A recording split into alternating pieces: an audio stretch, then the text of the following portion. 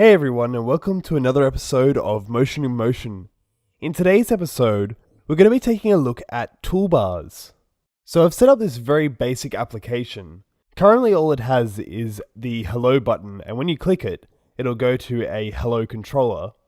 But let's take a look at the main controller. So inside of our viewDidLoad method, we're setting the view's background color to be a white color.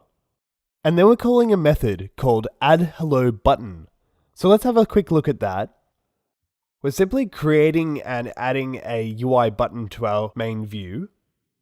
Then we're setting its title to be hello for the normal control state, and the color to be a blue color. Then we set our frame.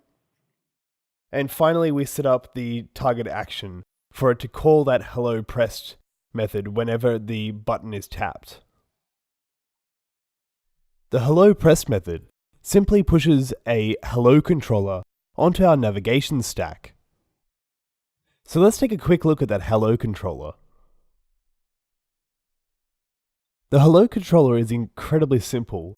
All we're doing is setting the background to be white, and then we're creating a new label and setting its text color, and frame. So let's take a look at this application. If we click on the hello button, we can see our hello controller come up, where it says hello world. So let's get started on building our toolbar. We're going to add this to our navigation controller and use the built-in toolbar of the navigation controller. So the first thing we're going to need to do is actually show that toolbar. By default, the UI navigation bar of our UI navigation controller has it set to be hidden. So we need to set the toolbar hidden property to be false. Next, we need to set the items on the toolbar. We can do this using the set Toolbar Items method on our view controller. We need to pass this method an array of UIBarButtonItems. Let's create a simple bar button item that just displays the word hello, and it'll have the same target and action as our current UI button. When we run this now, we can see that we now have our toolbar and a simple item in it that says hello, which when we click it, it'll have the same effect as clicking the UI button that we created earlier. So let's exit now, because we're going to add another UIBarButtonItem.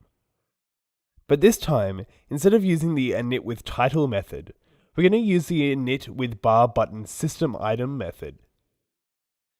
This is the method we use to use some of the icons from the standard operating system icons.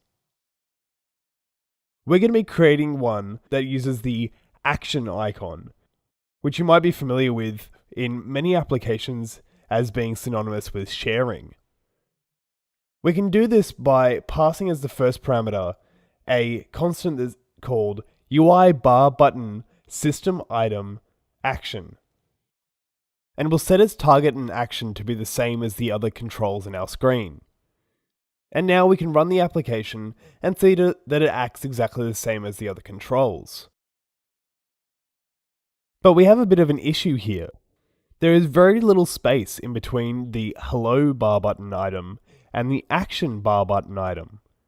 We'd like to have it so that the action bar button item sits on the right hand side of the toolbar, while the hello bar button item sits on the left hand side.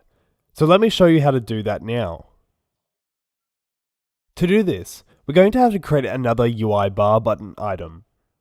We're going to stick this in between the two that we already have because we want the space to be in between both the hello bar button item and the action bar button item.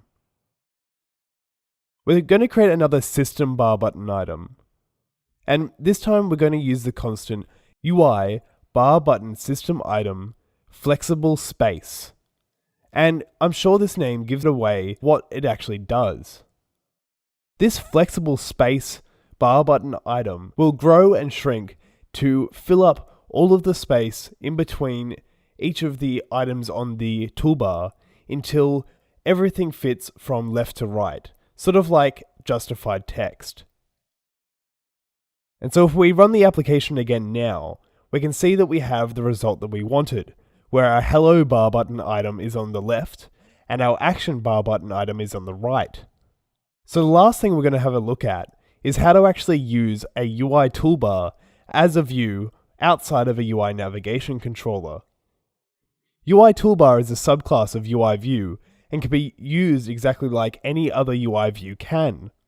This is handy because it means that we can use it in places like the input view for a text field. The example that I'm going to show you is simply just including it on the screen as a normal view, adding it to our current view's view hierarchy. We start off by creating the UI toolbar and adding it to the subview. We're then going to set the UI toolbar's frame. And finally, instead of using the set toolbar items method on our controller, we're going to use the set items method on our toolbar. And if we run this now, we can see that we have the toolbar sitting inside of our view.